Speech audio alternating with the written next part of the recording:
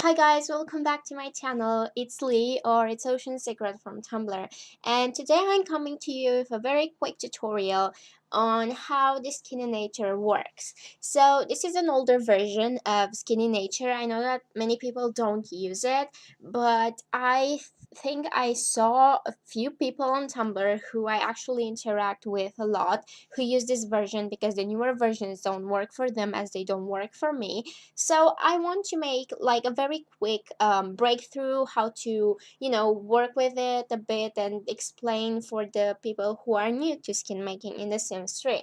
So this is not going to be a tutorial on how to create the skin itself or how to blend it or like the basics, the skin file types and all that stuff. This is going to be a tutorial on strictly how to use this version of Skininator. So this is what we are doing today. As you can see, we have the first step, which is the skin name. As you can see right here, the skin name is going to be the skin name of your file. But honestly, I don't know if it's just me, but for me, writing the skin name in here doesn't really do anything at all. Like if I give it a random name right now, I don't know, like this, random letters, and I'm going to save the skin after I insert all the things, it's going to prompt me to save the skin under a new name again. So I don't know if it's just me or maybe, I don't know, it doesn't really work at all. But you can ignore it, you just put a random name in there and then just proceed to the next step. Now, the next thing you see is write all version format. And what this is basically it asks you if you have the previous version of the skin and you want to overwrite it with a new one in case you're updating it or something of that sort. If you're not, you can just ignore this part and you don't have to tick it. The next one is non-standard color, which I'm not exactly sure what does, but honestly you can completely ignore it. It doesn't really do anything. I never felt a need to use it, so you can just not click it at all. The next thing is make package, as you can see right here, and it says non-default or default. And what this is, in case you don't know what non-default is basically when you enter create a sim, you have a bunch of options to choose your skin from, and it's a custom skin, that's what it is. But a default skin is going to be replacing the default skin that your Sims 3 has, the ugly pudding orange kind of skin that's kind of washed out and has no detail. Yeah, that's the EA default skin. So if you want your skin to replace all of the skins in your game, the basic skins, the default skins for every sim, you can pick this option, but keep in mind that you're not going to be able to choose it if your sim is not wearing another skin.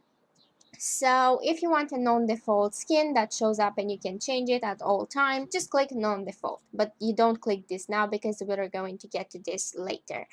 Now, the first step you have to do, you see right here on the left, import files. And the first option is tone ramps. What a tone ramp is, basically, it's a file, a DDS file that tells your game what color it has to read your skin with. So, in Create a Sim, when you pick a skin, you have like a long bar and you can switch it up from left to right and your skin color will be either lighter or darker. That is the tone ramp.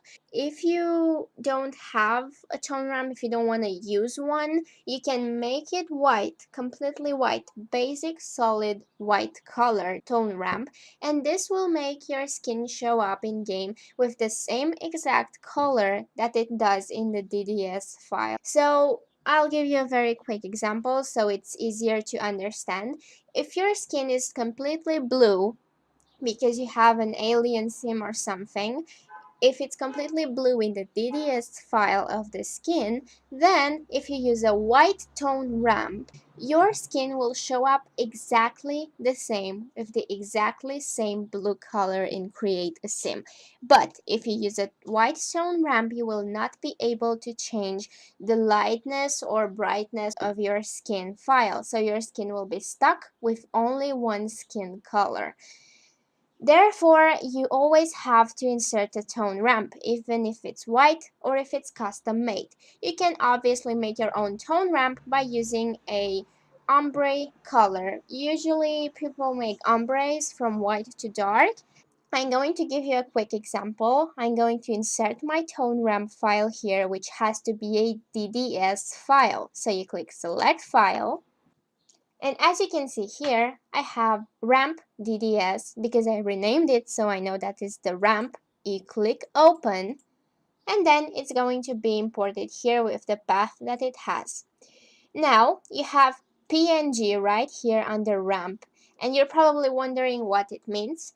Technically, PNG is the file format of the thumbnail that your skin will have in Create a Sim. If you don't know what a thumbnail is the circle, the colored circle that you see from the drop-down menu when you pick a skin. A thumbnail is the color that the thumbnail will have when you pick the skin. So how to find your skin faster? If you want a tip from me, I usually make my skins with very bright colors so I know to find them and create a sim faster.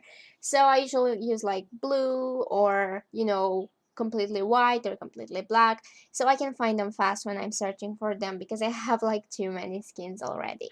So this file, the thumbnail file, is the only file in the skins that is not a DDS file. Keep in mind, this is very important. All of your skins have to be in DDS format. Your faces, your bodies, and your sculpts have to be in DDS format for them to properly import and work and for your skin to show up. The only file that is not a DDS file is the PNG file, which is a thumbnail file right here. I'm going to click select file and import one that I already have. Now we're good. You can ignore the optional label on the side right here. However, you will see more lines here which have the same ramp and PNG lines as the one above. And you're probably wondering, do I have to insert everything in there?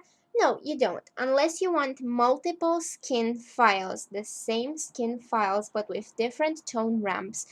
Then you can use this option. For instance, you've probably seen other skins from other people who make the same skin but with many skin colors, like human, and then there's like white or dark skins, then there is like alien skins with red and green and purple and all that stuff. So if you want your skin to have multiple tone ramps, then you can import them individually here. But if you don't want multiple tone ramps, like I don't want right now, you can only import one as we did here, and you're free to go to the next step.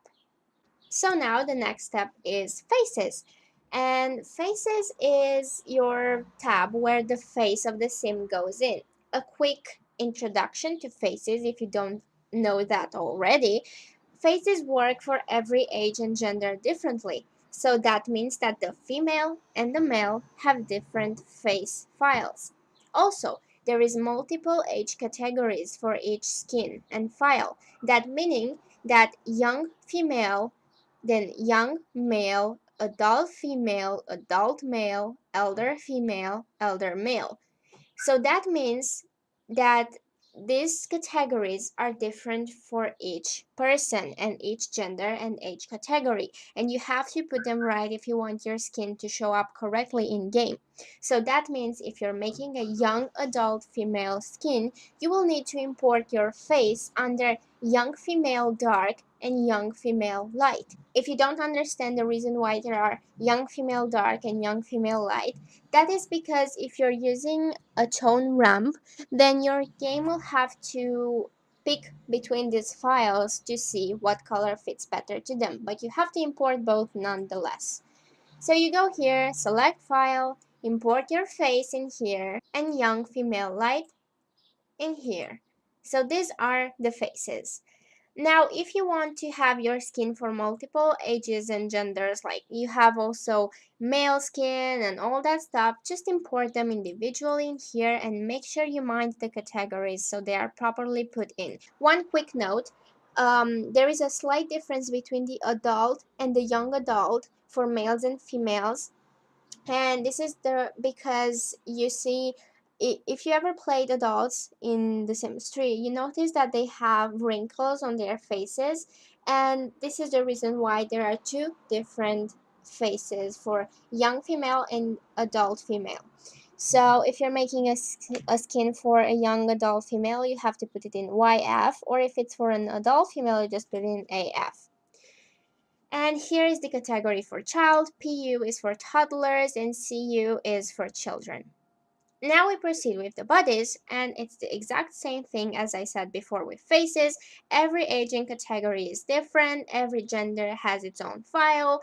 The only difference here between those is the fact that there is no young adult female or young adult male body, because they use the same one as the adult female body and the adult male bodies.